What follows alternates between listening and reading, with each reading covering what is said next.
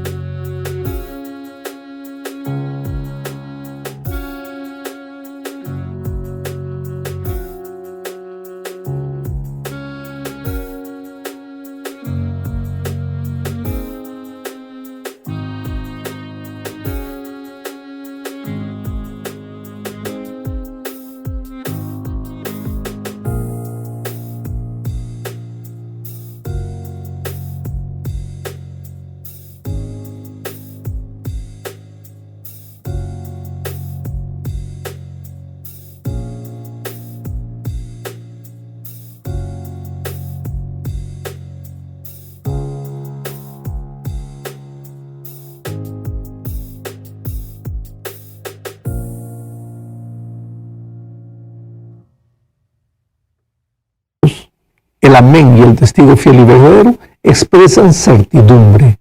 Amén es la palabra final, está dicho, así será, no hay cómo volver atrás. El segundo título también expresa certeza. Hay testigos falsos en quienes no puedes confiar, pero Jesús es el testigo verdadero, fiel. Lo que dice se cumple, jamás lo dudes. Su palabra es eterna.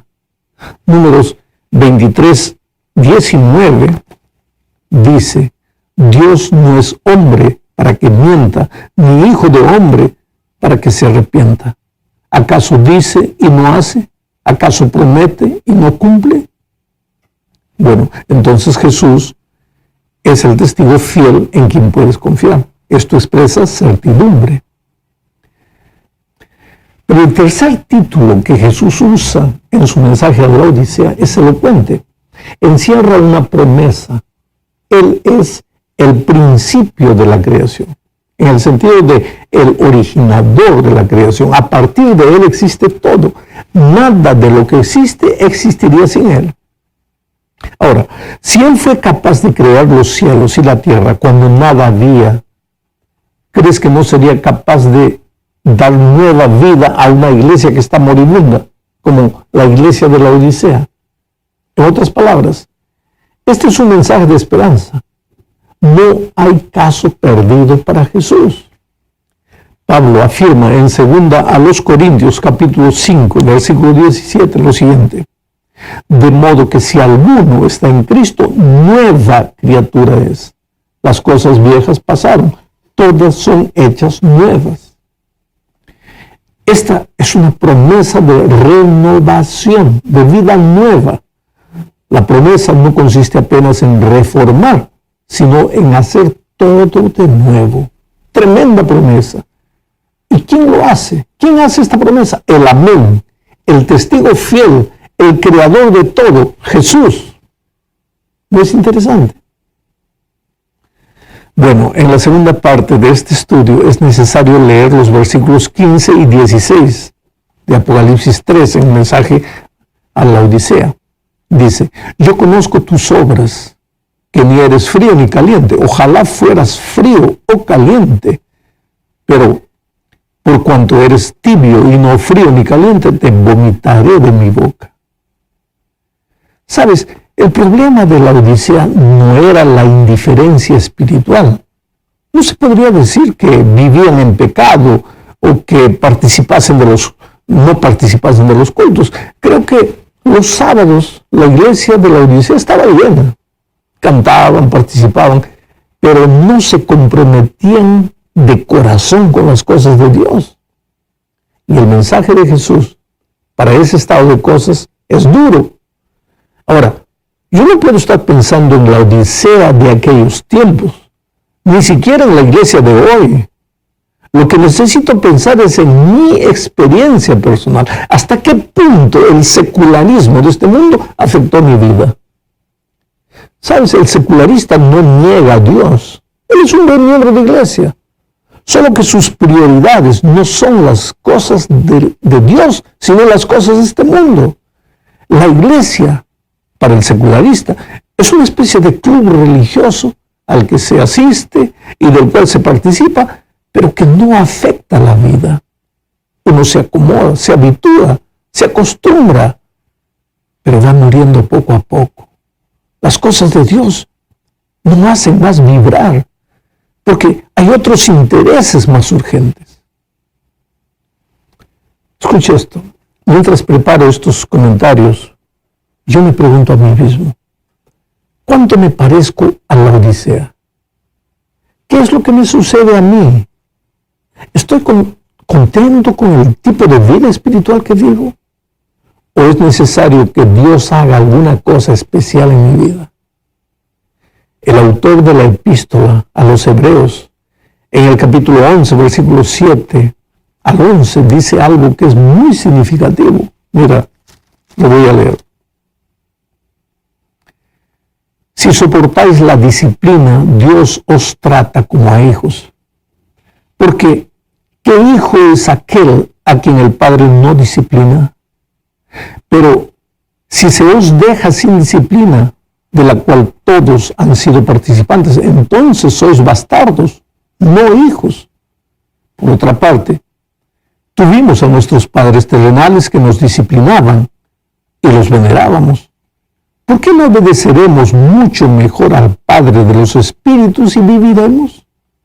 Y aquellos ciertamente por pocos días nos disciplinaban como a ellos les parecía, pero para lo que nos es provechoso, para que participemos de su santidad. Es verdad que ninguna disciplina al presente parece ser causa de gozo, sino de tristeza, pero después da fruto apacible de justicia a los que por medio de ella han sido ejercitados. La expresión fruto apacible de justicia expresa que el árbol fue curado. La rama quebrada fue religada al tronco. La savia de la vid empieza a llegar nuevamente al pámpano y los frutos aparecen, naturales y bonitos. Pero la pregunta que debemos responder es, ¿tendremos que pasar por la experiencia de la disciplina para volver a tener vida nueva? Jesús dice, te vomitaré de mi boca. ¿Cuál es la solución? Oseas 6:1 dice, venid y volvamos a Jehová, pues Él nos destrozó, mas nos curará, nos hirió, mas nos vendará. ¿Será el camino del dolor el único camino de regreso al Padre? Estas son preguntas que tenemos que respondernos. Lo peor de todo es que la Odisea no tenía la mínima conciencia de su situación. Ella pensaba que todo estaba bien. Mira lo que dice el versículo 17. Estamos en Apocalipsis 3. Tú dices, yo soy rico, me he enriquecido y de nada tengo necesidad, pero no sabes que eres desventurado, miserable, pobre, ciego y estás desnudo. Interesantes los adjetivos que encontramos aquí. Desventurado, pobre, miserable, ciego, desnudo. Pero la ceguera es la peor de todas esas cosas tristes en la experiencia de la Odisea. Hay ciegos que no ven porque no tienen ojos. Y también hay ciegos que no ven porque no quieren ver. Estos últimos están en una situación sin solución porque no tienen conciencia de su realidad. Todos saben, menos ellos. Cuando se habla de un tema como el de hoy, por ejemplo, lo primero que estos ciegos que no quieren ver, lo primero que ellos hacen es mirar a las otras personas, es mirar a los dirigentes, pero no a ellos mismos. Yo me pregunto a mí mismo, ¿seré yo uno de esos ciegos? ¿Podría pararme delante del espejo del Espíritu y verme, aunque sea una vez, como realmente soy? Las vírgenes insensatas son un triste ejemplo del peligro de caer en la rutina. Esas vírgenes no eran malas en sí. Hubo un tiempo inclusive que estuvieron preparadas para encontrar al novio. Pero el tiempo, oh querido, el tiempo se encargó de ir consumiendo la fe. Y en la vida cristiana, la oración de ayer ya no te vale hoy. El estudio de la Biblia que hiciste ayer no te sirve hoy, te sirvió para ayer, pero ya no hoy. La vida cristiana es alerta constante, permanente vigilancia, y ese no era el caso de la Odisea, como tampoco puede ser el nuestro. Y ni siquiera nos damos cuenta de eso porque somos ciegos espirituales. ¿Cuál es el remedio divino para nuestro mal? Bueno, esa es la cuarta parte de este estudio. Leamos los versículos 18 y 19 de Apocalipsis 3. Por tanto, yo te aconsejo que compres de mí oro refinado en el fuego, para que seas rico, y vestiduras blancas para vestirte, para que no se descubra la vergüenza de tu desnudez, y unge tus ojos con colirio para que veas. Yo reprendo y castigo a todos los que amo. Sé pues celoso y arrepiéntete. Mi amigo querido, el arrepentimiento involucra dos cosas: reconocimiento del pecado, dolor por el pecado y apartamiento inmediato del mal. Ese tipo de arrepentimiento es un don del Espíritu Santo. Nadie se arrepiente porque quiere arrepentirse. El Espíritu es el que genera el arrepentimiento. La parte humana es ir a Jesús tal como está. El oro, el vestido blanco y el colirio lo da Jesús. Pero ¿por qué Él usa la palabra o la expresión compra? Compra de mí oro. Comprar significa dar algo a cambio de algo, generalmente dinero. Pero en el caso del oro, del vestido y del colirio que Cristo ofrece, tú no tienes que pagar con dinero, sino con voluntad. Tienes que querer, tienes que desear, tienes que anhelar. Dios no te puede dar el arrepentimiento por la fuerza. Por eso, en la siguiente parte, veremos la importancia de abrir el corazón a Jesús. La invitación tierna de Jesús está en el versículo 20. Dice así: yo estoy a la puerta y llamo. Si alguno oye mi voz y abre la puerta, entraré a él y cenaré con él y él conmigo. Esta es la quinta parte de nuestro estudio.